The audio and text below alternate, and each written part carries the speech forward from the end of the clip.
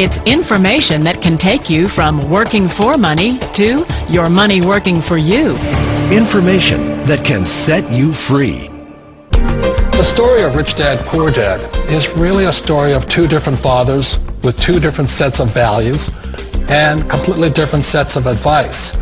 So I don't mean to insult anybody or, to damage your values, but really that was the difference.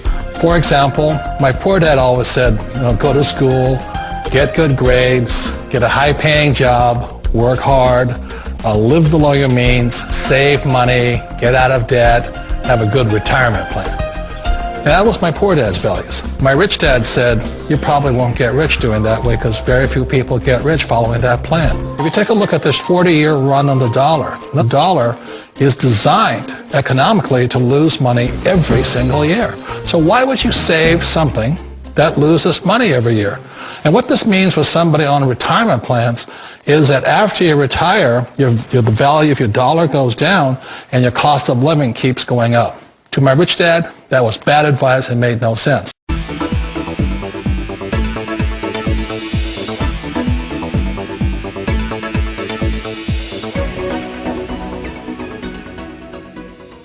Hi, my name's PJ, and welcome to our short presentation.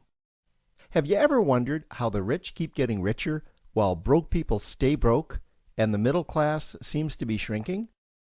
Well, this isn't nearly as mysterious as it may appear when you examine the specific differences in how broke people, the middle class, and the rich spend their money.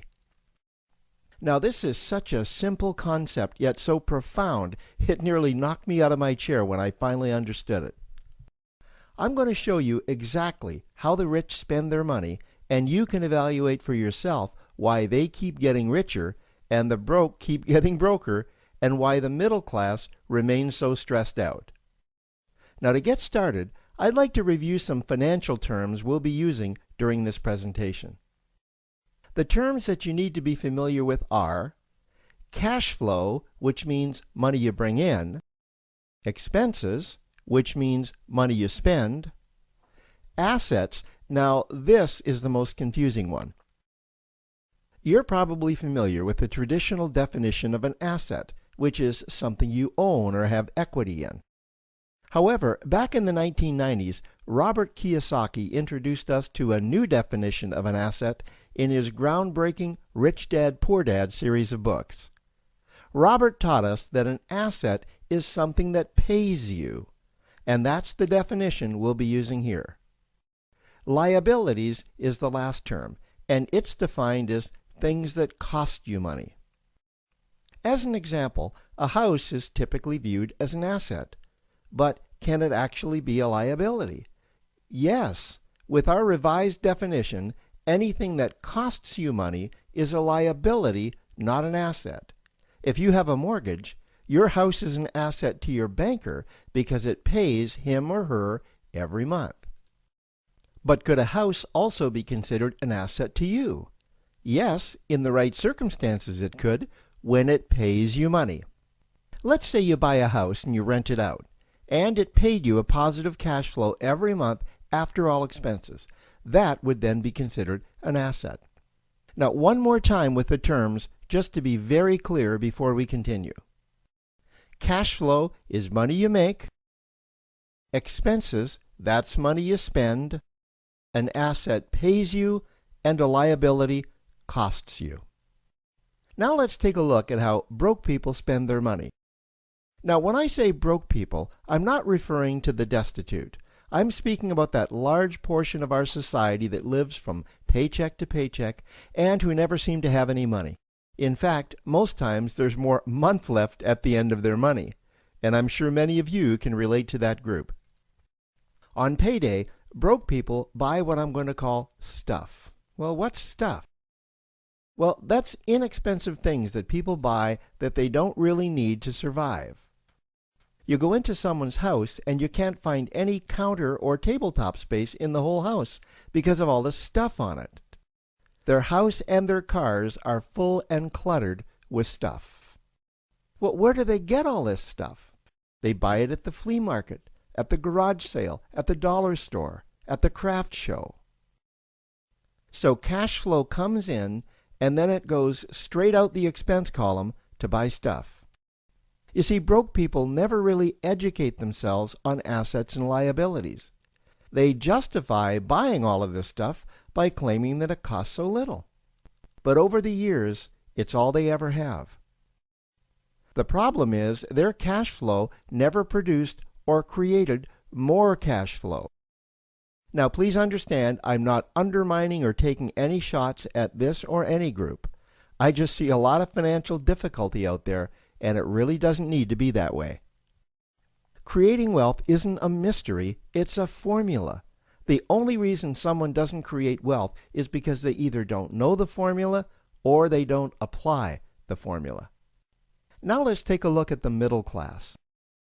The middle class is the group that society mistakenly thinks are rich. They're not. Yes, they typically earn a six-figure income, and many of them appear rich, but it's what they buy with their money that keeps them prisoners of the middle class. What they typically buy are liabilities. Remember the definition of a liability?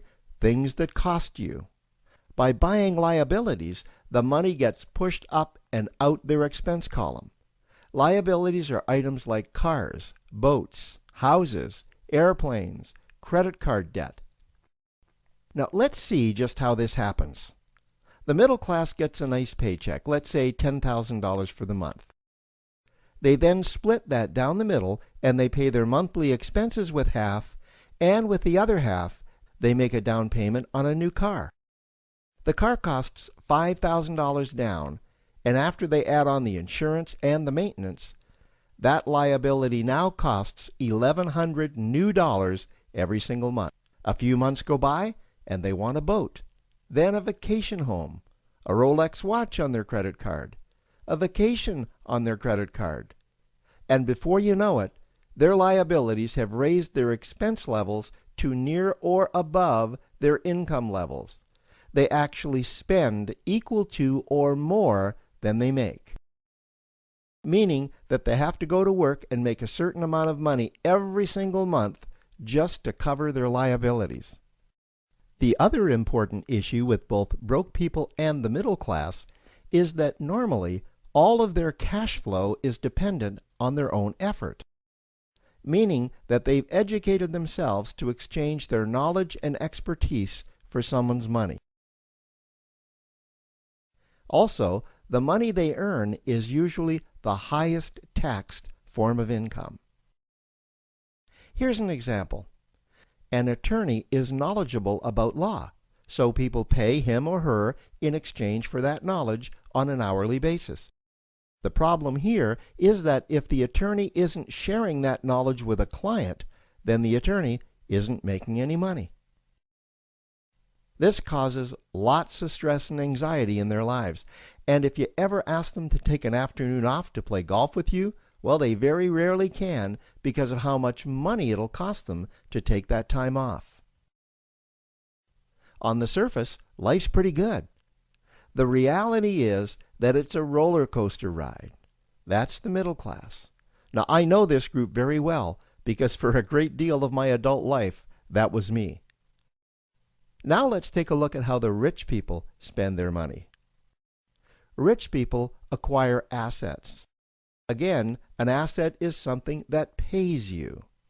If you want to become rich, buy assets that earn you more money. The money cycle looks like this. Acquire assets that produce cash flow, invest the profits to acquire more assets that produce more cash flow, invest those profits to acquire more assets that produce more cash flow. The rich spend their money and acquire things that produce more money. Here are a few examples of assets that produce more money. Investments are the obvious ones: stocks, bonds, real estate. Education is another asset. If you learn how to do something that produces more money for you and you actually do it, that's buying an asset. There's a great quote that goes, "If you think education is expensive, you should see how expensive stupidity is." Another example of assets you can acquire that pay you are cash-generating opportunities. especially those opportunities that can create a passive cash flow. Passive meaning that once you build it up, the money continues to flow whether you're still building it or not. Here's a small example. Let's suppose you bought a pinball machine and you put it in a barber shop, and you don't spend any of the profits. You save them until you can buy another pinball machine and put it in another barber shop. This, by the way, was Warren Buffett's first business. If you don't know who Warren Buffett is, he's one of the top 2 richest men in America. The rich are extremely eager to find those passive cash-generating opportunities because those opportunities continue to pay them month after month, year after year, long after they've stopped working the opportunity. You know, I see this happen again and again with successful entrepreneurs. They find a passive cash flow stream that they build up, and it continues to pay them month after month, year after year. They then take those profits and multiply them in another passive cash-generating opportunity, and then again in another. In conclusion, here's what I've learned over the years. You can't find these passive cash-generating opportunities unless you're open to hearing about them. Then, once you find them, you must be willing to see what fits you and then act. Now, the reason I say this is that I once answered a hokey little ad that I ended up generating 7 figures from, simply because I answered that ad and then took action. These opportunities are out there, you just need to find them. You also must be opportunistic enough that when the right situation does present itself, you don't miss it. So remember, broke people buy stuff, the middle class buy liabilities, and the rich acquire assets, preferably cash-generating opportunities that can create passive cash flow. They then take that cash flow and invest it in another asset that produces more cash flow. That's the wealth creation formula. Now, I trust you found this introductory information helpful. Now, to learn about one of the greatest cash-generating machines on the planet, click on the link below to proceed to step 2. 1.5 trillion. E-commerce has arrived. And guess who's shopping? Teenagers, Generation Xers, baby boomers, and even seniors, the fastest growing segment online.